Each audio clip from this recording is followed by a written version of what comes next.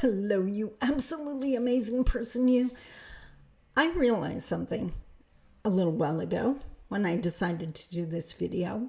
I realized that if you've been watching my videos, if you've been on my channel for any length of time, you have probably heard me use the word assimilation. But what if you're not sure of what that is, or you're not sure of the context that I'm using it in? That's not the way to build the bridge. So I want to reinforce that structure, the part of the bridge, by making sure we're all on the same page when it comes to assimilation. So let's talk about it.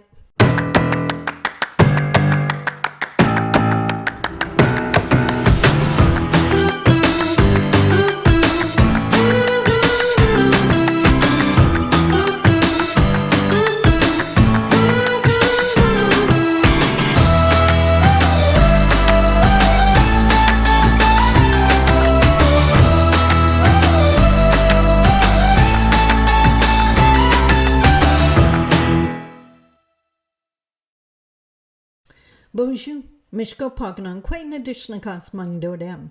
Hi everybody, my name is Sandy Boucher. I'm Red Thunderbolt Woman of the Loon Clan, a proud member of Seine River First Nation in Treaty 3 territory in Northern Ontario. And as mentioned, today I'm talking about assimilation, or in the case of this channel, cultural assimilation. When one culture tries to make another culture be like them. So that's kind of layman's definition. We should probably start off with the formal definition that I have up on my other monitor here. So here it is. Cultural assimilation is the process in which a minority group or culture comes to resemble the society's majority group, or assimilates the values, behaviors, and beliefs of another group, whether fully or partially. The different types of cultural assimilation include full assimilation and forced assimilation. In the case of Indigenous people in Canada, taking our children to the residential schools is an example of forced assimilation. The intent behind the residential school, go ahead and look at the Sir John A. Macdonald quote again, was to assimilate these children. So they wouldn't just be Indians who could read and write, that they would become like the non-Indigenous. They wanted to sever and kill the Indian in the child, was the quote.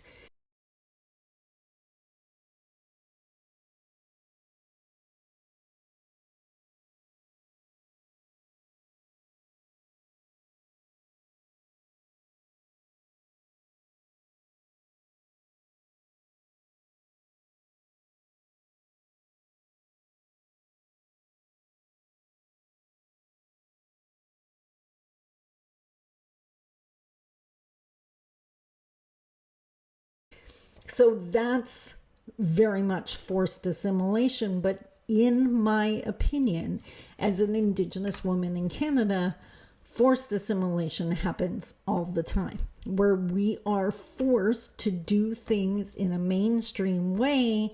And as I mentioned in a previous video, I think it was last week when we talked about Canadian systems, education system, and what else did I mention on there? The children's aid, foster care system, just not even acknowledging that Indigenous values and children and peoples are different from mainstream, and taking zero effort or putting in zero effort to learn how to better serve us. So forcing us, if you were to hire an Indigenous person and force them to do things your way, they are forced to assimilate into that culture of your office. Now, before, because I can hear some people screaming, not the people that follow my channel, I will definitely give you that, kudos to you for that, but I can definitely hear some trolls screaming that they live here, they should learn to assimilate, they should learn to do things our ways. which I hope you realize is absolutely ridiculous when it comes to speaking of Indigenous peoples. Because if the settlers had adapted to our culture when they moved here, we wouldn't be having this discussion. I would not have this career. We would not have anything to reconcile. The point is, they did not, in the words in my book of The Path, I talked about respectful relocation, learning the customs and traditions of some place you're moving to so you can fit in. That's kind of standard if you're moving to a different country. That is not what the settlers did. If they had respectfully relocated, again, we would not be having this discussion. So where does assimilation take place? Well, I think probably the first place we encounter, well, that's not true. The first place we would encounter it might be in our own homes, depending on who our parents are and how assimilated they've been and they've become over their life journey.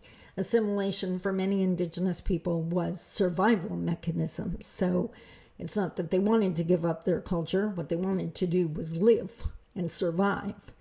So it might be in your very own home. If you make it past that hurdle, the next place you're going to run into assimilation is 110% in school. Everything, and you can Google it. There are so many, in my opinion, being Indigenous, being Anishinaabe, there are so many heartbreaking stories of people where maybe it was their mom or their kokum, their grandma, who made them, brand new moccasins to go to school with. But because moccasins are made with smoked hide, there's that smell to them, which we find very comforting. And youth being forced to take off their moccasins and put them out in the hallway because they stink, right? Having to learn English, proper English, with no regard, actually being punished for using their language. And this is past the residential schools. Now we're talking in like public school system. Being forced to dress like the mainstream culture. The whole September 30th, the girl being shamed for wearing her bright shirt, right? Orange Shirt Day.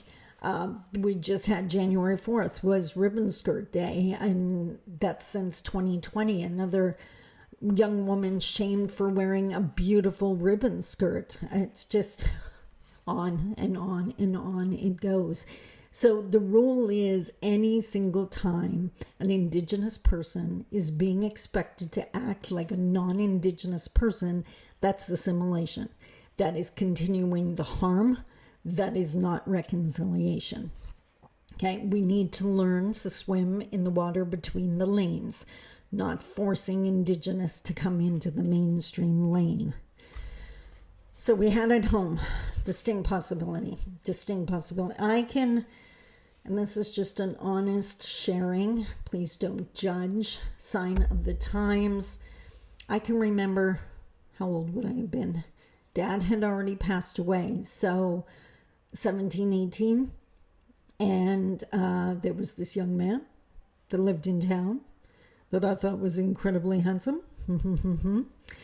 He invited me out on a date, which I was thrilled about, and I raced to tell my mom, and her response was, he's Indian, right?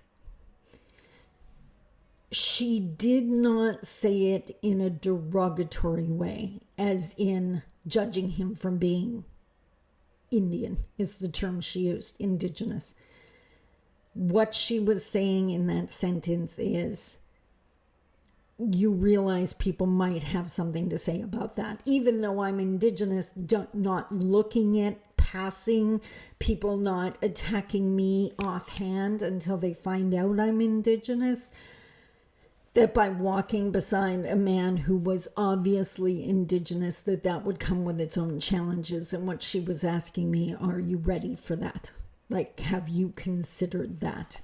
And of course I said yes, because my future career was already a seedling starting to grow. So at home education system. Next, I already mentioned earlier, on the job site, whatever that job site might be. So that could be right up to and including, in my opinion, putting up with the Indian jokes or being expected to laugh at them and join in, right? You got to be part of us. You got to do it our way. And I am not talking about the process of you got to find this process because this is how we build this piece of machinery. Everyone has to follow that. But for so many Indigenous people, they wouldn't want to be in a work environment that has a lot of alcohol. Obviously, because of what alcohol has done to our communities. So, not all. There are some Indigenous people that are happy to be in that environment. Again, like, we got to quit looking for these across the board rules. But smudging, being in that was a huge one for so long. Indigenous people not being allowed to smudge, which is a huge integral part of our traditional practices and healing for the people that smudge, for the nations that smudge. Again, that's assimilation. One of the examples I use in seminar is, imagine you're a land developer and you build an apartment building. Do you build the apartment soundproof enough that an Indigenous tenant could use their hand drums, because that's part of our traditions and culture, without disturbing the other tenants? If you didn't make it that soundproof, that's not reconciliation. That's part of the problem, right? That's forcing us to give up who we are. That's got to stop.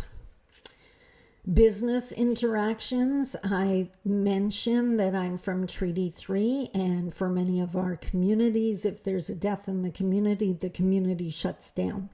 And everyone that would work in the band office, whatever the case may be, changes their focus to focus on supporting the grieving family, which means meetings are canceled, training sessions are canceled.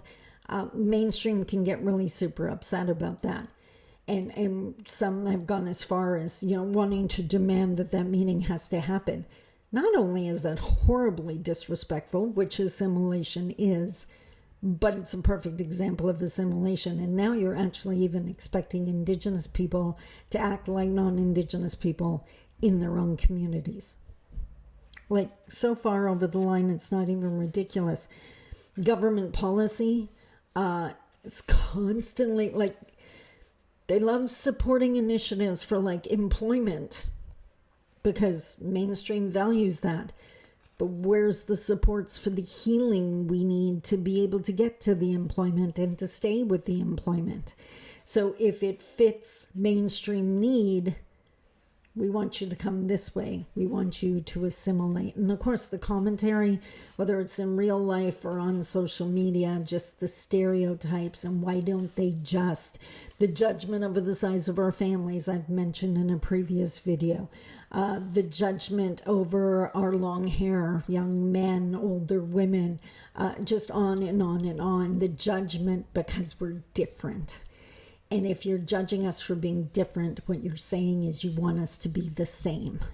That's assimilation. There are 100 different examples. For this video, I really want non-Indigenous to just observe and learn. Please keep your comments to yourself. For the Indigenous, I would love to hear examples of assimilation that you've run into. Now, this is for those non-Indigenous who just felt the need to get offended.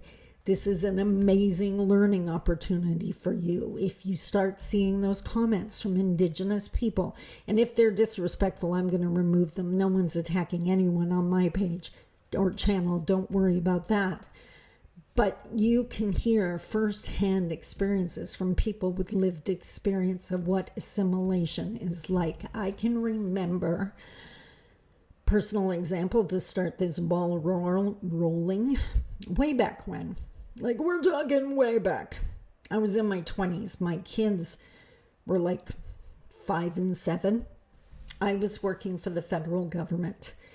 And because I was making good money and I'm a single mom and I have 2 kids to support. So it made sense. I was working for Indigenous Affairs, Indian Affairs back then. My intent was to learn from the inside out, find out how they operate so I could take it to the communities and help. That didn't work out very well. Anyways, at one point, I had my phone's left on, sorry about that. I had a supervisor actually tell me, because I had missed a couple of days because my children were sick, and anyone who has more than one child knows the first one will get the flu, and just as soon as they get healthy, that's when the second one's going to get sick. They don't do it at the same time. That would be too convenient. But I actually had a supervisor explain to me or tell me point blank that I was going to have to choose between my career and my kids, because that just can't keep happening. And it took me about not even a quarter of a second to look her in the face and say, that's easy. I choose my kids. And I walked out. Luckily, the supervisor, her supervisor, realized how far out of line that comment was and how that could actually cause problems for the department. So he did some major backtracking and followed me as I walked out the door. So, assimilation. We put our families first, even over a job. Other people might have a problem with it. That's their problem. I want to hear the stories. I can't wait to see them. I will definitely be watching. Please be respectful. Don't attack. Let's hear those stories. And non-Indigenous, please watch and learn. I love you. Take care. Bye-bye.